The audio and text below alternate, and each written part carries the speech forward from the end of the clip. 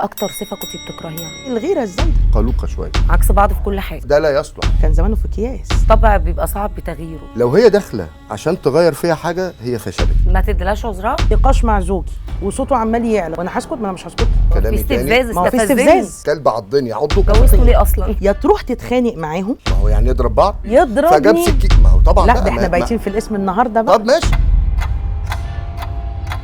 المشاكل ما بتنتهيش، المشاكل كتير ما بين عيال ومصاريف واونلاين ومدارس وي مشاكل كتير جدا. المهم بقى مش المشاكل دي، المهم حل المشاكل دي ازاي، نحلها ازاي. تعالوا نشوف الضيفين اللي معانا النهارده والموضوع اللي احنا هنتكلم فيه النهارده. برحب بيهم الاول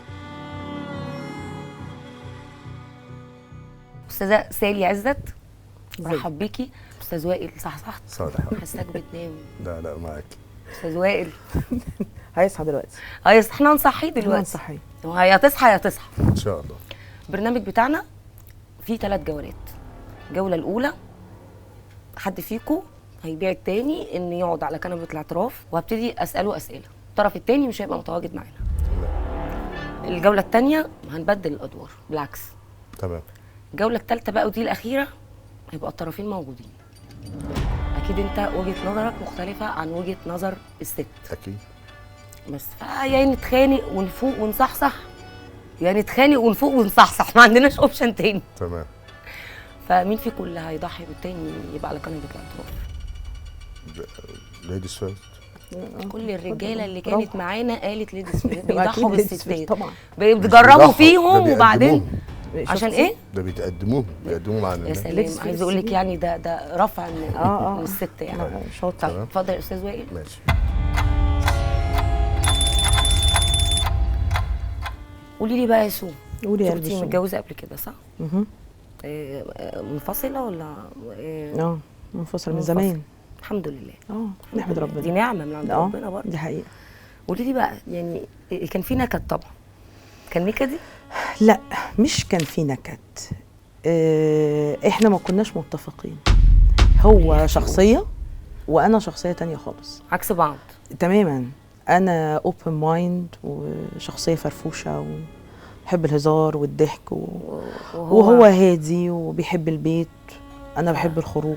فده بالنسبه لنا لا وكان هتفضل سننا كده كتير؟ لا وكان سننا صغير. خلي بالك يا سالي من حاجه، الواحد لما كبر اتغير شويه نضجتي اكتر بكتير. يعني لو جيتي سالتيني شويه الاسئله دي مثلا من 5 سنين كنت هتلاقي رد يعني ممكن دلوقتي مدفع. انت تبقي في الحته بتاعته هو الهدوء وبقيتي هاديه لا وبيتوتيه لا مش كده. اللي هو كان في حاجات كانت ممكن تعدي، بس انا عشان كان سني صغير فكان بالنسبه لي انت بتخنقني، انت بتعمل كده ليه؟ بالنسبه لك نكد؟ بالنسبه لي ده كان نكد لاني كنت 22 سنه فعايزه اتبسط. فانا عايزه اخرج سيبنا اتبسط. والفرق بيننا وبين بعض كان 10 سنين. في 10 سنين ده في الوقت ده هو ده كان الطبيعي على فكره. السن ده يعني فرق السن في الوقت اللي انا اتجوزت فيه هو ده كان الطبيعي عادي. 5 سنين و10 سنين كان لان كانت الاجيال اللي قبلينا ماما وتيتا واللي هو ايه يعني اكبر منك ب10 سنين. بس احنا كنا كان في اختلاف كبير ما بينكم جدا. هو في الشرق وانت في الغرب. انا في حته وهو في حته ثانيه خالص. لا عكس بعض في كل حاجه. في كل حاجه. مفيش حاجه متفقين عليها انتوا الاثنين؟ لا خالص. يمكن دلوقتي احنا متفقين. اتجوزتوا ليه اصلا؟ انتوا صالونات. كنت انا لسه متخرجه من الجامعه. ده قدر يكون نصيبك يا بنتي. لا يعني لا، والده كان جنب مصنع والدي واللي هو بقى اخطب لبنتك وما تخطبش لابنك والحاجات دي وده بجد والله. يعني اللي هو كانوا بيشتروا حاجه من عندنا ايه ده انت عندك ولدين، ايه ده انا عندي بنتين. طب يلا بقى زيتنا في ايدينا. طب بلاها سوسو خد ناديه كنا كده. بجد والله ده فعلا. طب ايه الصفه اللي كنتي شايفاها انها الصفه حلوه فيه؟ هو اكيد في يعني صفات حلوه. دلوقتي اقدر اقول الصفات الحلوه فيه بعد السنين. خلاص عرفتي. نضجتي فهمتي. نضجت طبعا. يعني 22 وانا النهارده 40. لا في فرق كبير. واكتر صفه كنتي بتكرهيها فيه؟ النكد. يعني بالنسبه لي فرفش كده معايا. لا مفيش نزول مفيش طلوع. انت عامله ميك اب ليه؟ انت شعرك ليه؟ كان مغيور جدا. اللي هو ما خلي لما شعرك كده حلو. لا ليه حاطه روج احمر؟ ليه حاطه ميك اب؟ ليه حاطه احمر؟ مانيكير؟ ليه مش عارفه ايه؟ مفيش حاجه اسمها تخرجي مع اصحابك، مفيش حاجه تروحي عند اهلك، مفيش كلام ده. يعني بصراحه لا دي تخنق. ايوه ما كنت هو ما عايش هو كان حياتي. بيحبك فهو عايزك في البيت كأي راجل مصري اصيل بيحب الست، يعني تروحي عند اهله مش كأي راجل مصري اصيل. ما قالتش اي راجل مصري اصيل. مش هنتكلم عن الرجال المصري عشان هم أصلة. طيب اهلك انتي عمرهم اتدخلوا في مشاكلكم؟ لا فرضوا رايهم عليكي عليه؟ لا متسلطين؟ مفيش. بالعكس ده كان سبب خلاف بيني وبين اهلي، ان محدش بيتدخل، ان هم بيتدخلوا يقول لك لا ما نخربش البيت. وانت كنت عايزاهم يتدخلوا؟ وانا عايزاهم يتدخلوا. انطقوا، انقذوني تعالوا خدوني انقذوني. انتوا ساكتين ليه؟ لا كان بابا وكانت مامتي الله يرحمها كان من وجهه نظرهم ما نخربش عليها، وخصوصا انا كنت شقيه. حلي مشاكلك انت مع نفسك. لا انا كنت شقيه بصراحه، يعني انا اقول الحق انا عايزة شقيه. تعيشي الحياة. انا كنت على طول مع اصحابي ورحلات وخروج وفسح، ويعني انت بقى ايه ده بقى، انت بتصحي من النوم دلوقتي فطار وغدا ومسحي وكنوسي ولا. فده كان اوفر بالنسبه لك. طب ايه اكبر مشكله حصلت ينفع ان انت تقوليها؟ اكبر مشكله. لا هي كانت كل مشاكل. انا عارفه انت جريئه. لا ما انت عارفه انا هقول. لا انا هقول، انا قايله كل حاجه. لا كانت اكتر حاجه بتضايقني الغيره الزايده، كان بيغير. لكن لو هتيجي دلوقتي تساليني طب يا سالي كان عنده حق؟ لا اكبر مشكله حصلت بالفعل الغيره. ايه بعيدا عن يعني شعرك اخر يعني كانت اخر مثلا خناقه مثلا. دي كانت اخر خناقه؟ يعني بصي هم كانوا يعني هم خناقتين ورا بعض وانا حذرته في واحده. والتانية بقى كانت خناقه هايفه، بس هي دي كانت النهيه. دي كانت القشه اللي قسمت ظهر البعير. خلاص يعني بقى يعني شكراً. في خناقه اللي هو كانت مامتي تعبانه وهو عايز اسافر معاه الساحل. طب ما انا مامتي بتموت، يعني ده كلام. هنعمل ايه طيب في الموضوع؟ هتسيبيها وتسافري الساحل تبلبطي؟ من بصي خليني اكون اونست، يعني طبعا انا بقول لك لو كنت جيتي لي من 5 سنين وسالتيني كنت هقول لك كلام غير ده. اسافر الساحل؟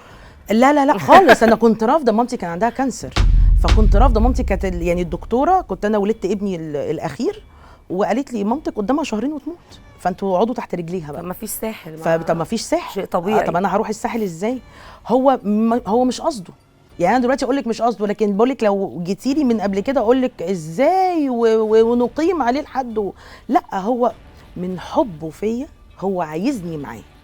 فما كنتش اللي هو الدبه اللي قتلت صاحبها. هو كان الدبه اللي قتلت صاحبها. الخناقه بقى اللي جابت النهيه بقى،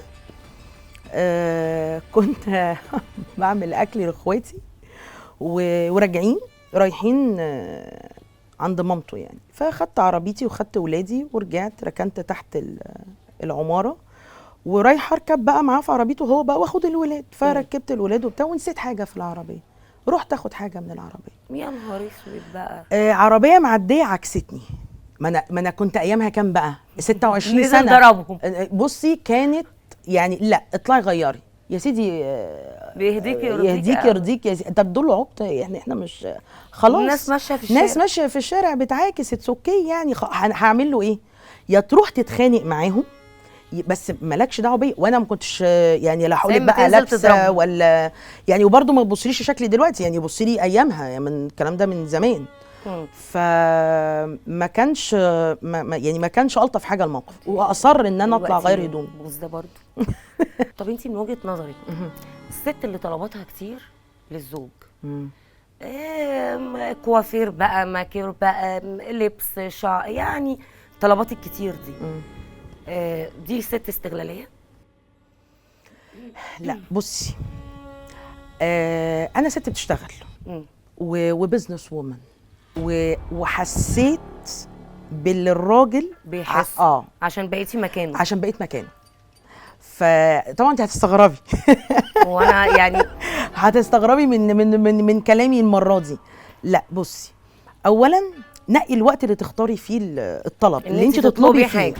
ما يبقاش هو جاي من الشغل مش طايق نفسه واول ما يدخل عيالك عملوا، انا ما رحتش الكوافير، انا عايزه اجيب طقم جديد زي سوسو انت مالك؟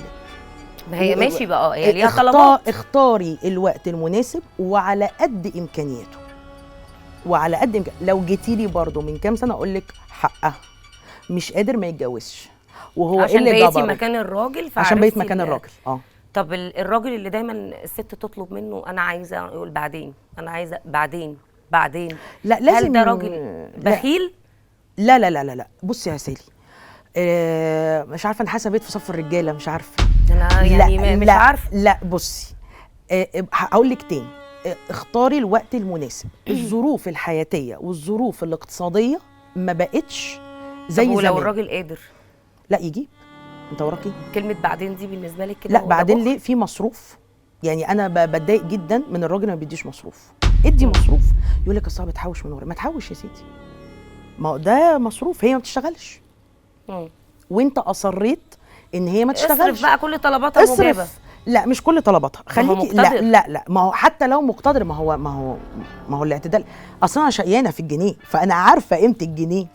فلا لا يبقى بالمعقول. يعني مثلا ما هو بالمعقول بقى. ما انا شايفه ان جوزي معاه فلوس ومقتدر وغني ما هو خد من التل يبقى بالمعقول. ما هو خد من التل يختل. ما هو بالمعقول.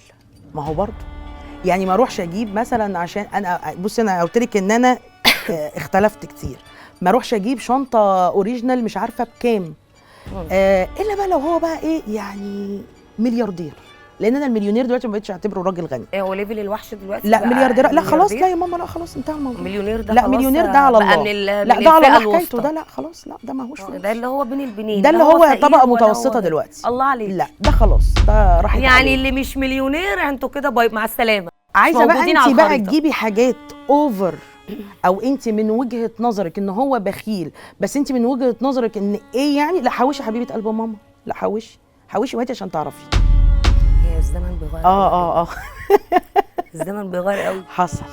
طب ايه الصفه او العاده اللي نفسك تغيريها في الراجل؟ لا كتير. لا كده بقى رجعتي سالي الوحش. تكون بقى فاهمه، يعني مجرد ما بتتذكر قدامك انت بتتعصبي.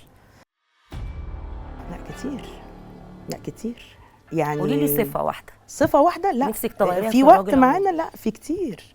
اول حاجه الراجل الكذاب.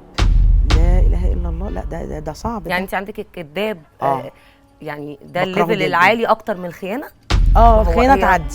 الخيانه تعدي. الخيانه تعدي. لكن الراجل الكذاب دي صفه. لا ده بشع. ده ما هو ما فيش. ده حياته كلها كده. ما بيكدبش. ما فيش. في كدب ابيض بقى عديها. يعني الراجل خايف منك. طب ما نحترم بقى الخوف، ولا احنا لازم ندي ندي ندي ندي لحد ما في الاخر يعني الراجل لو هو بيكذب والست عارفه ان هو بيكذب تعديها عشان يفضل عامل لك حساب؟ تطنش. عشان هقول لك على حاجه، هرجع واقول لك تاني، السن بتاعي والخبرات الحياتيه والتجارب اللي انا مريت بيها وان انا ست في السوق بتقول ان الست لازم تعدي. لا الطلاق حل، الجعجعه برضه ولا ان هي تكمل حل. لا حل. لا في كتير ما بيبقاش ان هم يكملوا حل. لا ليه ما تكملش؟ ليه؟ وراها ايه؟ هي فاكره ان هي ما تتطلق هتتجوز بارم ديل؟ ما فيش يا ماما الكلام ده. انت ما كملتيش ليه؟ كنت صغيره 22 وانفصلت 26. يعني لو كان دلوقتي كنت هتكملي على اي وضع؟ والله بقى كذب بقى. لا هو ولا كان خاين. لا هو ولا كان خاين ولا كان كذاب. بصي انا كسالي. لا انا ما استحملش الخيانه. كان زمانه في اكياس. لا اكياس ثلاجه على طول. اكياس زباله. لا ما اقدرش. السودا دي اللي هي بال يا دوبك. واردى الانواع كمان. لا ما لا ابو 3 جنيه. ابو 2 جنيه وربع. نجيب ليه نكلف نفسنا نجيب ابو 2 جنيه وابو لا 20 يعني جنيه لا ليه؟ بصي يعني ما بحبش الخيانه، ولكن ما تقعديش تدوري.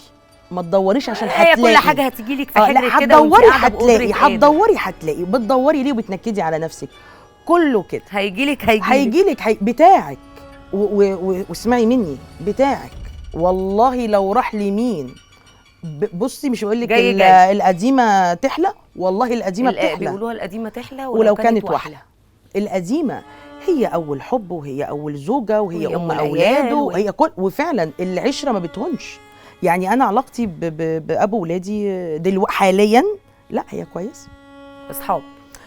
هو اضطر بقى خلاص، لقى ان مفيش امل في الرجوع، فقال لك لا خلاص. بصراحه لازم يضطر يا سالي. مع سالي هتضطر. ما هو خلاص هيعمل ايه طيب؟ ما هو مفيش حل. طب انت مع الست اللي ممكن تصالح جوزها يعني تبدا هي دايما لا طول الوقت اللي بتصالحه؟ لا سيبيه. ايه هو يصالح؟ يعني ابنك على ما تربيه وجوزك على ما تعوديه. لا سيبيه عشان هيتمرع. مش هنسكت، مش هنخلص بقى. هيتمرع ما تصالحيهوش. بس لو جه كلمك اوكي، قال لك صباح الخير قولي له صباح وفي ناس النور. بقى ممكن يجي يكلمني بقى، لا ده انا اعلي بقى. لا تبقى ست غبيه. خلاص لمي الدور، لمي الدور. طالما جالك. اه طب انت ممكن تغيري فيكي صفات وحشه عشان خاطر الراجل اللي معاكي حاليا؟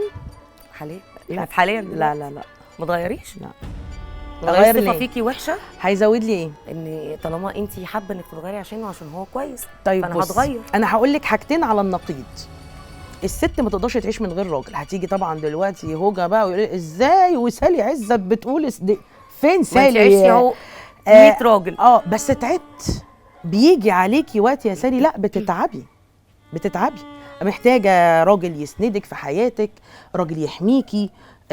لا ما تفتكريش. هاتولي راجل. لا، لان المجتمع بتاعنا الست المطلقه، سيبك مني انا، يعني انا بعرف اخد حقي وكل حاجه ماشي، بس الست المطلقه مطمع من كل حاجه بقى. يعني لو هي في البيزنس فلوسها، دماغها، وبعدين عقلها، طول الوقت حواليكي ذكائها. رجاله. لا. طب انت من وجهه نظرك الراجل اللي بيعمل مشاكل اكتر ولا الست؟ او مين بمعنى اصح اللي بيبدا المشاكل؟ الست. لا يعني هرمونات ما بيسكتوش. وكل ما بيعملش مشاكل. الراجل طفل طبطبي عليه. والله الراجل طفل، هاتيه على الهادي. مش عاجبني الكلام ده مش عاجبني. سالي اتغيري. مش داخل. لا مش جاي على هوايا الكلام ده. كبرت ونضجت وعقلت 40 سنه يا سالي. يعني الكلام اللي احنا كنا بنتكلمه ده كنت في الثلاثينات، في اوائل الثلاثينات، وكانت الحماسه واخداني.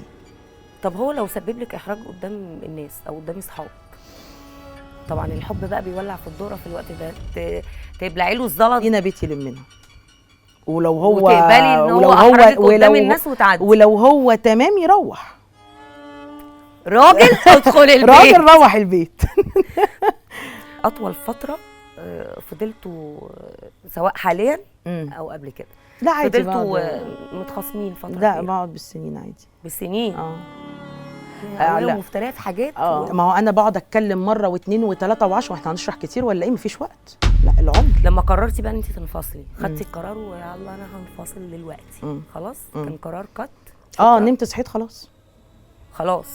ما هو مش موجود. ما رجعتلوش؟ والله هو غلبان. طيب والله طيب جدا، طيب وبيحب ولاده وكان بيحبني. هو بيحبني. ما انا قلت لك لما كبرت فهمت ان ده كان حب، بس انا كنت صغيره 22 سنه. طب ليه دايما بيقولوا ان الرجاله دايما بتقول الستات زنانه؟ الست، انا عندي ست في البيت زنانه. ما هم زنانين فعلا، دي حقيقه. انا ما بحبش اشتغل مع ستات، شغلي كله مع رجاله. طب ما احنا كده بقى. انا مش عارفه اقول لك ايه. طب تعالي على هوايا الكلام ده. لا ما انا هقول لك، احنا مختلفين بيئيا. خلي بالك انت الست الوحيده اللي قعدتي معايا في الحلقات هقول لك ليه. عشان بشتغل وبشتغل مهنه صعبه. انا بشتغل في وسط صناعيه وعمال ومصنع بس انت كده حاطه نفسك مكان الراجل لاني بقيت راجل. طب والست دي ما لهاش؟ لا الستات زنانه. هقول لك ليه. القعده في البيت كتير، ما هو فراغ، عندها فراغ. هتعمل ايه؟ انا جالي وقت من الاوقات وانا صغيره بصحى الساعه 6 الصبح، اظبطي عليا الساعه، نعمل النسكافيه للراجل اللي رايح الشغل، الغساله تبقى شغاله دوره غسيل، بتطلعي الغسيل، ببقى مشغله مثلا من بالليل، اطلع ادخل الدوره الجديده، اكون حطيت الحله على النار. هي بتشتغل. لا هي بتشتغل في البيت. طالع عينيها. ما هو الطاقه بتخلص، هي زهقانه، ما هي قاعده بين 4 حيطان، فهي عشان كده زنانه. انا دايما بيجي حد من اصدقائي يتكلم معايا في شغلي، اصلا بتزن، اصلا بتتخانق، اصلا عايزه تشتغل. ما تسيبها حبيبي تنزل تشتغل. يعني الست زنانه طبعا. لا مش عشان طبعها. بصي الراجل للاسف احنا لو فهمنا سيكولوجيه الست وفهمنا سيكولوجيه الراجل، الحياه هتبقى بصي فله شمعه منوره. لو الراجل قدر يفهم الست ويحتويها ويقدر ان هي قاعده، مش هتبقى هتبقى زنانه ليه؟ طب ليه بيقولوا على الراجل احنا كستات ان الراجل ملوش امان؟ عشان هو مالهمش امان. ليه بقى؟ خصوصا اللي معاه فلوس. ده بقى لا ده لا يبيعك. لا ده نحطه في منطقه الخطر على طول. لا عشان بياع؟ لا عشان معاه فلوس مقوياه. طب ومعاه فلوس يعني يبيعك عند اول موقف بالسلامه بنسبه 75%. وبيتجوزوا 2 و3 و4 يقول لك بفلوسي انا حر. طب طلق، اجيب طب مكانك طلق، 10. طب استني، لا طب طلق مراتك الاولانيه وخليك مع الجديده. يقول لك لا ام عيالي، ده عشان خاطر طب بيتي مين- وعيالي، مين- كداب وعشان بيحبها. مين اناني اكتر، الست ولا الراجل؟ الراجل. الراجل هو اللي اناني. الراجل على الست. اناني طبعا طبعا. الراجل طفل يا سالي، الراجل عباره عن طفل شطان في لعبه مش حاسبها، شاف واحده شعرها اصفر، حلو ام شعر اصفر دي جميل، طب واحده بشعر اسود، الله لا جميل، طويله لا حلو، ما دقش هو طبق فاكهه. طب انت دلوقتي في حاليا مم. لو الزمن رجع بيكي ورا بنضجك دلوقتي، مم. هتوافقي تتجوزيه؟ اه هتتجوزيه هو اب كويس، هو اب كويس عشان نضجتي وفهمتي. عشان نضجته، ولا وبيعامل الولاد كويس. يعني بصي، احلى حاجه فينا احنا الاتنين، حتى واحنا مصانع الحداد بينا وبين بعض، لا هو جه على اولاده ولا انا جيت على ولادي، ولا اولادنا كانوا طرف في مشكله بينا نهائي. والى الان خدت اذن بابا، خدت اذن ماما، مع ان خلاص هم قالوا لباباهم ان هم خارجين. يعني هترجعي تتجوزي اللي انت كل اللي كنتي رافضاه، هترجعي له تاني عادي تتجوزيه دلوقتي؟ ما عدا بس حته الشغل عشان هو ما كانش عايز اشتغل. طيب احنا خلصنا الجوله الاولى، هنجيب الراجل دلوقتي، هيبقى هو معانا وانت مش هتبقي موجوده معانا، يلا بينا ونشوف الراجل هيقول ايه، مع ان انا شايفاها نصف الراجل عليا والستات اللي هنشوف بيتفرجوا لسه علينا، مش لسه الستات اللي بيتفرجوا هنشوف. علينا ما هنشوف رأي، ما انا لا ما انا بتنصف هشوف بقى، لو الرجالة. ما عجبنيش كلامه هو حر براحته، مش هيروح النهارده. ماشي هنشوف. هنشوف. تعالوا بينا نشوف الجوله الثانيه. وائل، قولي لي. انت متجوز اه بس هتجاوبني على الاسئله بصراحه، اتفضلي تمام؟ اتفضلي. انا عارفه انت صريح. مراتك نكديه؟ لا خالص ما بتنكدش عليك خالص؟ خالص، ده حقيقي بجد، ما بتكدش. اول مره اسمع راجل يقول مراته مش نكديه. لا ده حقيقي. فرفوشه يعني، ست فرفوشه كده بصي احنا حطينا اول ما اتجوزنا، الاول الجواز ده لازم يبقى ليه هدف معين. انت ليه بتتجوز او ليه البني ادم بيتجوز؟ فاحنا كان فكرنا في الجواز ان احنا عايزين نعيش حياه كويسه، حياه هاديه ما فيهاش نكد، ما فيهاش وكويسه جميله سعيده. انا ابذل اقصى ما عندي عشان اسعدها، وهي تبذل اقصى ما عندها عشان تسعدني. فبالتالي بقينا نراعي ازاي تقدم ليا حاجات تسعدني ولا عكس. صحيح لازم يبقى فيه سبايس طبعا، بس في الوقت ده ازاي امتى تنسحبي وامتى تكملي. مش من الشطاره، هي مش خناقه، مش انا اعلي وهي تعلي، هي يعني الدنيا في لازم توازن تمشي بلطافه. انتوا شبه بعض في ولا يعني شبه بعض في الطباع ولا مختلفين في كل حاجه؟ لا مش ولا مختلفين في كل حاجه ولا شبه بعض تماما، ولو شبه بعض تماما مش هنتجوز. هو المفروض لازم يبقى في اختلاف، لازم. بس يعني في حاجات متشابهه ما بينكم اكيد. اكيد في حاجات متشابهه في الاساس اللي هو العظم بتاع الجواز، اللي هو اللي مبني على قيم معينه ومبني على اسس معينه احنا متشابهين فيها. لكن مثلا انا بحب مثلا الرياضه، هي ملهاش في الرياضه، هي لها في الفن وبتعمل اعمال يدويه. هو عاده الاختلاف بينجح العلاقه طب ايه اكتر صفه بتحبها فيها؟ ان هي مهتمه جدا ومكرسه حياتها انها تسعدني وانا كذلك. فبالتالي يعني انا اقول لك على سبب، مثلا هنفترض مثلا حد بيحب المانجا جدا، حلو، والطرف الاخر ما بيحبش المانجا، فممكن قوي يديله هديه مانجا عشان هو بيحب اعز ما يملك. ما هو مين قال ان ده هيسعد بده؟ فانا المهم جدا ان انا كطرف ابقى عارف اللي قدامي ايه اللي يسعده واقدمه له وتعمله، مش العكس. طب ايه اكتر صفه بتكرهها بلاش بتحبها فيها هي؟ قولي بقى ولا صفه فيها وحشه اكرهها. ما هو المشكله ان ما فيش صفه، احنا لما اتجوزنا ما كانش فيه صفه بنكرهها، بس هي ممكن تكون قلوقه شويه، بتقلق قوي. يعني مثلا لو التليفون فصل شحن ومش عارفه توصل لي، بتبقى قلقانه وممكن ترفع الرايات البيضاء بقى وحاجات زي كده، فدي هي بتقلقها، وانا ببقى قلقان ان تليفوني فصل، فبالتالي تتصل بيك تليفونك دي ممكن اقصى حاجه ممكن تكون بتضايقها. لكن ما دون ذلك ما هو بيعدي. ما هو انا لا انا متجوز حد من الجنه ولا هي متجوزه حد من الجنه، انا عندي مشاكل. بس انت ما قلتليش برضو صفه فيها انت ما بتحبهاش. هي دي القلق الشديد والخوف، ان هي دايما قلوقه عليك باستمرار. يعني ممكن لو حصل حاجه مشكله، او مثلا انا ممكن ابقى عامل التليفون سايلنت مش عارف ايه، اتصلت عليا 30 مره وبتاع، فطبعا بتقلق، وده انا بيضايقني. اهلك اتدخلوا في مشاكل ما بينكم قبل كده؟ لا ما دي برضو كان من الاتفاق. ولا اللي اهلها يحصل جوه البيت ما يخرجش بره البيت، عمره ما حصل. ولا من أي عندك مشكلة. ولا من عندها؟ ولا من عندك. ما حصلتش؟ لا، كان في اتفاق من الاول. طب ايه اكبر مشكله حصلت ما بينكم ينفع تحكيها؟ ما اكبر مشكله حصلت؟ اكيد في مشكله حصلت، ما هو ما فيش جواز من غير مشاكل. ما فيش مشكله حصلت اكتر ما انا مره كنا يعني كان في سوء تفاهم معين، وانا من عادتي ان انا لما يحصل اي مشكله بنسحب عشان ما تكبرش، وعشان انا عصبي فما تتطورش الموضوع وارجع. فهي تصورت ان انا بنسحب من قدامها، ان انا مش مهتم بالكلام، تجاهلتها يعني، او بمعنى كده. فانا طبعا لا فهمتها، لا الموضوع مش كده، الموضوع انا عشان ابقى كنترول على اعصابي وكنترول على تصرفاتي اللي بسأل عنها، فانا بالتالي بنسحب فتره لغايه لما اقدر اعيد تقييم الموضوع ونقدر نتكلم بطريقه احسن. طيب من وجهه نظرك الست اللي طلباتها كتير، يعني في ناس ستات طول الوقت بتطلب، دي تقييمها بالنسبه لك ست استغلاليه؟ تستغل الموقف فتطلب؟ لا، او بتستغل الراجل؟ بص الست اللي طلباتها كتير او اللي هي بتطلب كتير دي عندي حاجتين. احنا النهارده المفروض احنا في شركه او في مركب واحده او في بيت واحد قايمينه مع بعض، صح كده؟ طيب المفترض ان انت عارفه الوضع كويس، فاحنا لو بنطلب في خلال الوضع ده او في يعني باللي يسمح هذا الوضع، طب ما طبعا ده حقها وحقي وحقنا كلنا. اما لو هي بتطلب اللي هو بره الوضع، طب يعني ايه اجيب ازاي؟ اجيب منين؟ تطلبيه ليه؟ هل انت مش قاريه الموضوع؟ يعني انت مش عايشه الموضوع.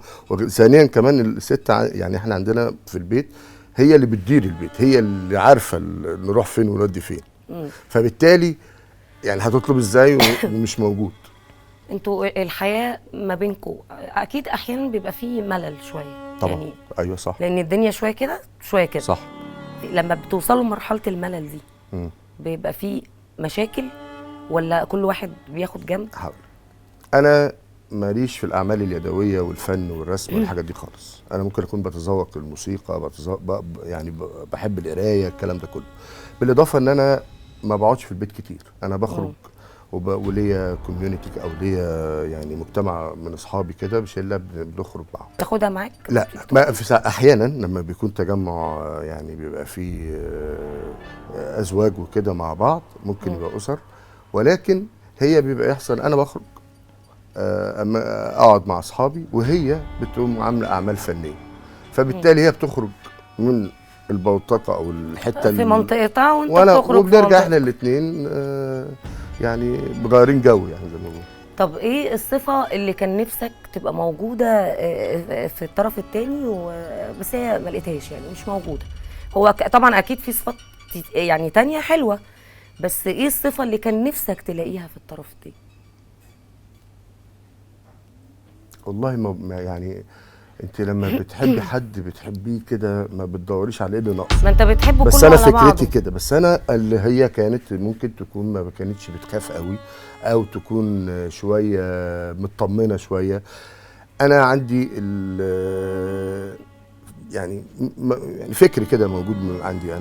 انا ليه اقعد اقلق من حاجه انا ما اعرفهاش؟ ليه بالنسبه للاحداث ليه اقدر يعني البلد ليه قبل الوقوع؟ بالظبط، ما انا استنى لما واتعامل مع الموقف. نبقى نقلق. هي لا، هي بتقلق. انا اقلق من قبل ما يحصل موضوع. طب ما هو افرضي ما حصلش، انت استفدتي ايه؟ يعني احنا دلوقتي النهارده نفسك على الفاضي ورجعت البيت ومفيش حاجه وحصل وممكن تكوني كمان حصل مضاعفات ولا كسرتي حاجه ولا، طب ليه؟ ما احنا كنا استنينا. مين فيكم اللي بيصالح التاني الاول؟ طيب احنا برضو عملنا اتفاق، هو المفروض ان هو يعني ما اعرفش بيبقى على الهوا كده، بس احنا عملنا اتفاق. ايوه انا عايزه كل حاجه كده ان ما ينباتش ليله واحنا زعلانين، واللي هيصالح التاني هو اللي معاه الحق ايا كان، حتى لو الطرف التاني غلطان ايا كان. فبالتالي بنحرص مين اللي يصالح التاني الاول. ده انت قعدت في اول الجواز حطيت قايمه كده، ما هو هنمشي عليها يعني هنمشي عليها. انا عندي او انا هي برضو على فكره كانت متفقه معايا في نفس الموضوع، بس انا عندي يعني انا باجي ليه، بروح ليه، بعمل ده ليه، كل حاجه ليها هدف. حتى الفسحه، حتى الخروج، حتى اللعب لازم يبقى ليه هدف. ان انت عايزه تخرجي بره تماما، عايزه تفصلي، عايزه تشدي الفيشه وترجعيها تاني، لازم يبقى ليه هدف. فانت لما يبقى عندك هدف وعندك رولز ماشيه عليها، طبعا بتنحرفي عنها وطبعا النفس البشريه بتغير. بس انت شكلك يعني عندك سيستم، ده مهم منظم قوي، لازم يبقى في سيستم فكرياً. لكل حاجه نمشي عليها. لا ده انا عندي كمان تمرد على الوضع، يعني انا ممكن اساسا انا حاجه ما تعجبكش لا انا ما عنديش روتين وما عنديش يوم زي التاني، بس يعني يومك فيه تغيير جدا، بس خارجي مش جوه البيت. جوه البيت عندك تغيير باستمرار. كل حاجه بس، وده سيستم برضه. طب هو مين فيكم اللي بيبدا المشاكل؟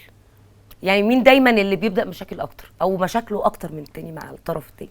ممكن اكون انا عشان ظروف مثلا ساعات العمل او التليفون بيتقفل لا، وظروف العمل كمان اللي عندي، او مثلا الاوضاع الاقتصاديه ساعات الوقت بيبقى ممكن ما يبقاش يعني تأتي الرياح كما لا تشتهي السفن، الحاجات دي كلها. فبالتالي طبعا ببقى ممكن اكون يعني متاثر من الضغط اللي بره، فممكن اكون انا مش جميل، يعني مش لذيذ في وقت معين. ممكن تغير صفه فيك مش حلوه عشانها، مع انها يعني نقول طبع، بلاش نغير صفه، طبع فيك ممكن تغيره عشان خاطرها. طيب خلي بالك الطبع بيبقى صعب بتغييره جدا. وعلى فكره انا ممكن اغير تصرف، ولكن طبع ده صعب، لان انت مش هتعرف تغير طبع، لكن ممكن تغير تصرف او تغير حاجه بتضايقها. بس طبعا حتى ما تحاولش انك تغير الطبع ده. ممكن، بس يعني على سبيل المثال احنا دلوقتي اتفقنا ان انا عايز اساعدها وهي عايزه تساعدني، تمام، صح كده؟ طيب لو هي داخله عشان تغير فيها حاجه هي فشلت مبدئيا، وانا لو داخل عشان اغير فيها حاجه فانا فشلت برضو مبدئيا، لان ما حدش بيغير حاجه. انت خديها كده على بعض، تمام؟ طيب لو انا في تصرفات بطباعك وانت هتاخدها شروه واحده، يعني انا في تصرفات بتضايقك او بتضايق يعني الطرف اللي قدامي، الطرف الاخر، لازم ابطلها. ليه؟ لانها بتضايقها. طيب وهي برضو في تصرفات بتضايقها لازم تبطلها. طيب انت بقى بتبقى عندك ترمومتر، بتشوفي هل هي بتحاول ان هي تبطلها فعلا وممكن تكون مش قادره او بتسهو عليها، وانا برضو كذلك، فبتمشي الحياه كده. لكن ان انا ابقى مستهدف ان انا اغير طبع، استحاله، ما احنا مش هبقى سعيد انا برضو. هو انا كده بقى خدتيني كده فاقبليني كده فنعيش كده.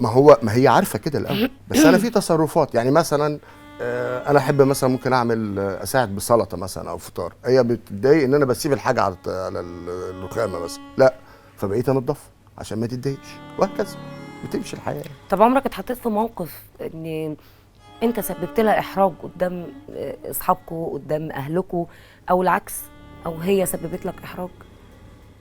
لا ما حصلش، يعني هو في اول الجواز بس كان طبيخ، هي دلوقتي طباخه مثال ماهره. انت قوي يا وائل. لا كويس. كان بيحصل، يعني مثلا مره هزرت ان احنا مثلا الاكل ما كانت لسه بتتعلم الطبيخ، فكان الاكل ما كانش حلو، فهي قلت لها لا احنا بنهزر، بس هي اساسا اكلها بقى دلوقتي تحفه. يعني ما حصلش الموقف الكبير. طب اطول مده فضلتوا متخاصمين فيها كانت قد ايه؟ يوم، اللي هو يعني قبل ما ننام، لغايه قبل ما نمسك ننام. الخشب بقى، نمسك الحمد الخشب. لله الحمد لله. في ناس بتقعد شهور. ما هو بص، انت لما تقعد لما يحصل ما بين الطرفين فتره اطول، كل ما بيحصل يوم زياده، كل ما بيحصل كبر، كل ما بيحصل بتدخلي الشيطان، كل ما بتبدا النهارده تقولي هو ما جاي، يعني بتزيد بقى حاجه، هو ما جاش صالحني وهي ما جاش صالحتي، هي مش فارق معايا، اصل هو، اصل هي، اصل. طب ليه ما نقطع الكلام ده كله ومحدش خسران؟ طب انت عمرك فكرت في يعني لحظات كده جت في دماغك في الانفصال، في مشكله حصلت انت بالك قد ايه متجوز؟ انا بقالي 7 سنين. 7 سنين ولا مره جه في بالك لاي مشكله ان احنا ننفصل؟ لا ما ولا هي وعلى فكره ولا مره جت قالت لك انا عايزه انفصل؟ لا عمرها، ما هي برضه كان دي برضه من الاول خالص، بس ده كان من الاول، يعني كان بهزار كده. انت حاطط سيستم على يد محامي انا عرفت شاطر. لا انا عرفت ان البنات والستات ان هو ممكن ايه يعني زي الشقه من حق الزوجه كده، طلقني فتزعل ان هي طلقته، فدي كانت بتختبره. فانا كنت دايما كلامي الراجل ما بيفهمش الكلام ده، الراجل بيفهم طلقني يعني انت مش عايزاني، حاضر، حتى لو هو اللي عايزك. الراجل بيفهم مش هتبقى بالعافيه، عايزه تطلقني مثلا خلاص. الستات مثلا حلو، وفي حلو قوي، وفي حلو جدا، وفي واو، احنا عندنا يا حلو يا وحش، ما فيش الدرجات دي. طب انت من وجهه نظرك كراجل الست زنانه؟ ساعات بعيدا عن الحاله بتاعتك انت. لا وهي برضو عندي ساعات مش بتزن. مش بتزن، هي ساعات ممكن تكون مش يعني ايه، انا قالت لي محاجه وانا دماغي في مليون حاجه، انا خلاص استوعبت دي، فهي ممكن تكون عارفه ان ما خدتهاش، ما وصلتش ليه، فتقول تاني، فاقول لها خلاص انا فهمت، فهي عرفت بقى خلاص بالوقت ان انا خدتها، أو يعني يعني استوعبت الموضوع، بس مش لازم اكون رد فعلي حالي يعني. طب ليه الستات بتقول عن الراجل ملوش امان؟ اكيد سمعت الجمله دي طبعا، كتير، والراجل فعلا، واكيد حواليك حالات يعني، والراجل ملوش امان، بتشوف والست ان ملهاش الراجل أمان. بيبقى غلطان، لا انت كده بعتها، انت كده ما لكش امان، هي مش حاسه بامان معاك. ايوه، اكيد بيحصل في الحاجات رجاله دي. ملهاش امان، وفي ستات ملهاش امان، وفي ما هي دي برضه طب الراجل ملوش امان ليه؟ ممكن قوي يعني هي مثلا عند مفهوم عند الستات لو اتجوز واحده تانية بقى ملوش امان، مع ان هو انا شايف ان الجواز، انا شخصيا مش هتجوز تاني، بس انا شايف ان الجواز ده حاجه يعني حق اصيل للرجل لو عايز يتجوز يعني، بس هي ممكن تشوف ده اللي ما ملوش امان. ممكن تشوف ان مثلا الراجل كان ممكن يكون وده صفه يعني مش كويسه اللي هي البخل يعني، ممكن يكون شايف ان هو بيبخل عليه شويه، وممكن يعني في حاجات كتيره جدا. انت راجل بخيل؟ لا الحمد لله، انا بكره البخل اساسا. حريص؟ انا حاجتي ولا حريص، بالعكس ده هي الحمد لله مفرمله لي كتير عشان انا مبذر يعتبر بتصرف صريف. هو في حاجتين انا بكرههم اساسا في اي شخصيه بغض النظر، سواء راجل او ست، اللي هو الكذب البخل بالظبط، لان هم دول الاثنين. طب انت شايف مين اناني اكتر، الست ولا الراجل؟ لا ملهاش علاقه، هي ملهاش علاقه بالجنس، هي لها علاقه بالشخصيه، بالمواقف. يعني راجل ممكن يبقى اناني والست ممكن تبقى انانيه، بس لو احنا بقى اتفقنا نرجع للاولاني خالص، ان انا عايز اسعد اللي قدامي وهي عايز تسعدني، مفيش انانيه كده، بالعكس ده الانانيه ان انت ما تحاولي تفكري في نفسك بس، ولو اللي بيفكر في نفسه في ست يعني، في رجاله كتير بتفكر في نفسها جدا، وفي ستات جدا. من وجهه نظري انا الراجل اكتر، ممكن، لان الراجل بطبعه اناني، هي عندها العاطفه عندها بتبقى اقوى من الراجل شويه، او اكتر من الراجل شويه. ما اعرفش، ما اقدرش اقول كده، بس انا هقول لك على حاجه، عاطفه الست ظاهره، عاطفه الراجل ممكن تكون عمليه اكتر. يعني الراجل اللي بيقعد طول النهار في شغله بيقابل ده وده وده وده، يكلمه ويستحمل ده وده وده عشان في الاخر يوفر حياه كريمه للاسره، فيبقى مش ده مش اناني؟ ده اناني؟ لا هو ده على فكره طيب مش اوبشن، ده مطلوب منه. طب حلو قوي بالنسبه له، هي لما هي تقول كلمه حلوه هي قاعده، وهو من ضغط اللي حصل ده ومن قهر اللي حصل له طول اليوم ما بين مدير ولا زميل ولا يجي بعد كده ما يقولش الكلام ده، فبقى في انانيه او بقت مشاعرها فياضه، وهو لا، هي قصه مش كده، هي قصه الراجل بيفكر بطريقه بمسؤوليه وطريقه عمليه، والست بتفكر بطريقه ممكن تكون عاطفيه ورومانسيه شويه. الرومانسيه لو الست فهمت ان رومانسيه الراجل في مسؤوليته هترتاح، والراجل برضه هو ما فيش حد هيرتاح بصراحه، لا الراجل ولا الست. وعلى فكره الاختلاف ده هو ده اللي بيقيم الحياه. طب انت الزمن لو رجع بيك لورا هتقدم لمراتك ايه؟ هتتجوزها الاول؟ طبعا، بس هي كنت نفس هتجوزها الشخصيه قبل كده شويه، بدري كمان. شبه. هتقدم لها ايه طيب؟ في يعني لو احنا دلوقتي مش قبل كده، هتقدم لها ايه؟ انا انت اكبر هديه ليها؟ طب ما هو انا كل حاجه بقى يعني ثقه في النفس انا ايوه، انا احسن هديه ممكن اقدمها. ما هي قدمت لي نفسها برضه، هي احسن هديه ليه، احنا الاثنين سكننا لبعض. الله، ده حقيقي بجد. الله، الحمد لله. احنا خلصنا الجوله الثانيه والجوله الثالثه. تعالي يا سو، يا سو قلب سو. انا قعدت مع استاذ وائل، يس، يعني انا من وجهه نظري الراجل مثالي جدا، وزوجته ست مثاليه جدا. ماشي، زوجته ماشي. فانت من وجهه نظرك المثاليه اللي انا شفتها دي موجوده دلوقتي في الرجاله؟ لا ما فيش راجل مثالي، بس في راجل تفرق، كبر واتهد من الصياعه بتاعت زمان المرحله العمريه بتفرق. لو هو كان انسان ناضج وعاقل، لكن اوفر اول يعني لا، ما فيش راجل. انت معاه في الكلام ده؟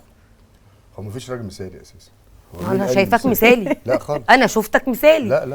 لا مفيش مثالي، يعني ده راجل حاطط رولز من لا البدايه، لا ماشي عليها. لا مفيش راجل مثالي، لا مفيش راجل مثالي ولا في ست مثاليه ولا في بشر مثاليين اساسا، بس هي القصه كلها انت هتعيشي حياتك ازاي؟ انت بتختاري تعيشي حياتك ازاي. لو انت بتعتبري دي مثاليه، ففي ناس كتيره جدا مثاليه، بس دي مش مثاليه. هي القصه كلها الهدف. لما تحددي هدف هتروحي ليه. في فرق ما بين، هقول لك على حاجه. يعني انت مثلا النهارده المفروض تروحي المهندسين عشان تاخدي جايزه معينه مثلا، او تمام. تاخدي مليون جنيه. تمام. حلو. طيب ولازم توصلي الساعه 9 والمشوار هياخد ساعه. هتنزلي قبلها بساعه ولا تنزلي قبلها بساعتين 3؟ عشان اوصل في ميعادي؟ لا انزل قبلها بساعتين 3 عشان اروح في ميعادي. عندك هدف. غير لما ما يكونش عندك هدف اساسا، هتنزلي تتمشي وخلاص. هتروحي بغير اي هدى كده، تروحي يمين تروحي شمال توصلي. ايوه بس انت كل اللي انا الكلام والاسئله اللي انا سالتها لك مفيش غبار عليه. عشان محطوط عليها هدف. لكن خلاص، هل ما انت حاطط بنزعل؟ رولز مشيتوا عليها سنين طويله. لو رجعتي 5 6 سنين ورا ممكن يبقى كلامه غير. وارد. هل ده ممكن؟ وارد. لان احنا الفئه العمريه ما كنتش هتبقى كده. يعني هو طبعا انا متجوز من 7 سنين، فطبعا 5 6 سنين لا، وقبليها كان عندي رولز كده برضه. بس هي القصه كلها اكيد البني ادم دماغه بتتغير وتفكيره ونظرته للحياه مختلف. احنا أكيد. هنا يعني مثلا سالي حصل انفصال عشان هي كان غيور زياده عن اللزوم بطريقه اوفر يعني. تمام. فانت بالنسبه لك الراجل غيور بطريقه اوفر دي ده شيء عادي؟ لا، ما هو في فرق. يعني ممكن ستات لو انت كده الست بتاعتك ممكن تستحملك؟ انا غيور؟ اه. ما هي في فرق ما بين الغيره وما بين عدم الثقه. الغيره موجوده طبعا، ودي حاجه بيسموها لا كده. وفي غيره اوفر. ما هي يعني في غيره ملهاش علاقه بعدم الثقه. ما خلي بالك، اي حاجه اوفر، اي مضرة. حاجه بتزيد عن حدها تتقلب لضدها. الفئه العمريه، السن، التربيه، البيئه، النشأة، ما هو احنا الاثنين ما كناش بس ده نفس البيئة. يؤدي للانفصال. ما هو اي حاجه بتبقى زياده. ما اصل الغيره بالنسبه للطرف الاخر ما بياخدهاش غيره، بياخدها عدم ثقه. ما فيش ثقه خلاص. ما فيش ثقه ليها هي. وبعدين لا في حاجات مثلا، وفي حاجات اساسا. يعني هو ممكن الغيره اللي عنده دي ما كانتش تبقى غيره، يبقى عدم ثقه فيها هي ممكن تاخدها كده، او هو ممكن ياخدها كده. وفي الوقت نفسه كمان هو في حاجات هي بتبقاش لها ذنب فيها. يعني ممكن تكون في مكان ما وحد بص عليها يغير، طب هي ما عملت ايه؟ والعكس الصحيح. فبالتالي لازم يبقى في عقل، فعدم وجود العقل يعمل اي مشاكل. الرجاله انانيه ولا؟ طبعا كل الرجاله أناني؟ راجل اناني جدا جدا جدا. الرجاله كلها انانيه. يعني لان احنا كمجتمع احنا اللي خلقنا في الراجل الانانيه من الصغر بقى. هاتي بيت فيه اخوات بنات وصبيان، انت معاها في ده؟ لا طبعا. لا مفيش حاجه اسمها. لا، هتلاقي البيت كلها. قومي اعملي لاخوكي يشرب، هاتي اعملي لاخوكي الغدا، حضري. احنا اللي عايشنا الراجل سيسي. احنا اللي عايشنا الراجل كده. ده مش موجود يعني. لا لا لا. انت عندك ولاد؟ ثواني. انا كنت ولد في بيت. حلو. ما عمري ما اختي عملت لي اكل ولا جابت لي شاي. بالعكس، انا لما مره حبيت اعمل زي ما حضرتك بتقولي كده، وكان ليا صاحبي او يعني زميلي في المدرسه فاخته بتعمله كده، فجيت قلت لاختي، والدتي زعقت لي قالت لي تروح تجيب لنفسك. فانا كنت بحضر نفسي العشاء ولا اللي بجيب لنفسي الميه والشاي وكل بس حاجه. هي بتتكلم بصفه عامه ان يبقى او معظم نعممش. الرجاله اللي هي قابلتها في حياتها انانيين. لا هو بصفه عامه الراجل اناني بطبعه، والراجل بطبعه عنده دايما حته السيد. انا الراجل صوتك ما يعلى حتى في الشغل. يعني انا هو سيد اعمال وباجي في شغلي لو انا انت بتدي لنفسك حقوق ما بتديهاش للست. ثواني. اهم حاجه في الست انوثتها، والصوت العالي في الست مش انوثه. ولو الراجل اضطرني ان انا اعلي صوتي، ما هو انا عمال اتكلم بالادب وبالذوق، يبقى خرجت بره الانوثه ورايحين. ايوه خرجت بره الانوثه، ما انا باخد حقي. ثواني ما تديلهاش عذرها. ثواني. اولا الراجل ليه صفات والست ليها صفات. تمام. الراجل لو صوته حنين كده ورقيق، هل انت تحبيه؟ لا. شايفاه راجل؟ لا اكيد. طيب. لا. ولو الست صوتها عالي وبتزعق وبتقول كلام مش يقول لك يعني دي مسترجله، انت تحبيها او الراجل يحبها؟ هو انا ليا عذري ممكن اوصل لمرحله صعبه وماله استفزتني زياده عن اللزوم. ده مش الطبيعي. لكن الطبيعي اللي احنا ما بنتكلمش على الحالات الحرجه. ما هو في ناس ممكن تحصل حاجه تغلط تعمل مش عارف ايه، لكن انا بتكلم دلوقتي على الطبيعي. لو الطبيعي ان صوت الست عالي فهي خرجت بره الانوثه، ولو الطبيعي ان صوت الراجل قليل خرج بره الرجوله. لا طيب لا مش مشكله. لا يعني انا في حته مثلا، لو انا مع سالي في جزء ومع حضرتك في جزء. لو دلوقتي انا في شغلي انا عندي موظفين رجاله اكبر مني واصغر مني وعندي شباب وبتاع، بتتعصبي عليهم؟ بتعصب. صوتك بيعلى عليهم؟ لا انا بتكلم يعني اكيد هتقولي خرجتي بره الانوثه، طب انا مش عارفه ادور شغلي. الشغل حاجه، بالظبط. انا بتكلم في الارتباط، الطرف الثاني. في الارتباط الطرف الثاني لا ما احبش الست يبقى صوتها عالي، مع ان انا صوتي عالي. ما بتخرجيش عن شعورك؟ ما تخرج، ما كل واحد بيتنرفز. بس هو ده مش الطبيعي. لكن في الشغل المثالي بتاع الشغل الوظيفه وظيفه. ايوه بس انت بتدي لنفسك حق ومش بتدولها هي. يعني اسال حضرتك سؤال، عشان انت راجل وست. لو افترضنا لا مفيش حاجه اسمها طيب. حق، مفيش حق في ثواني. حضرتك مذيعه، ولو جه مذيع مش حضرتك بتشغلي هذه الوظيفه؟ اكيد. تمام.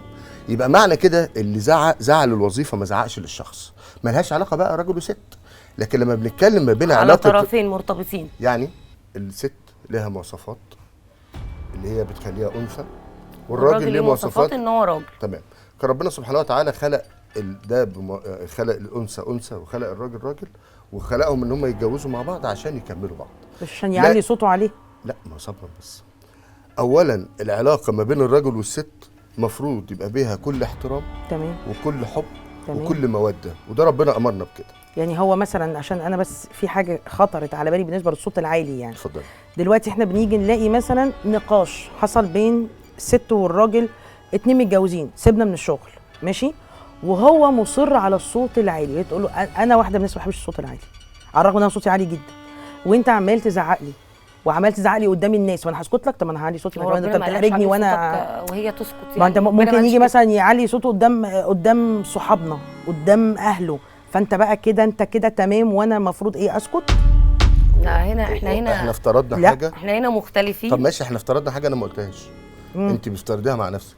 لا انا مش بفترض مع نفسي. صبرا بس صبر. لا انا مش بفترض مع نفسي. حضرتك دلوقتي بتقول ان الصوت العالي بيفقد للست انوثتها، صح؟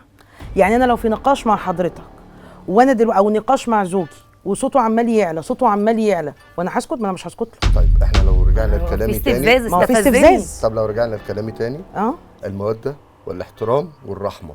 الاحترام ما تدينيش ان انا اعلي صوتي على مراتي وسط الناس. هو ما اداهاش الرحمه والموده والاحترام، يبقى مقصر طبعا. اسكت؟ لا طبعا. هرد. لا ولا تسكتي ولا تعملي. ما ينفعش ان حضرتك يعني انا غلط، كلب عضني عضه، ما ينفعش.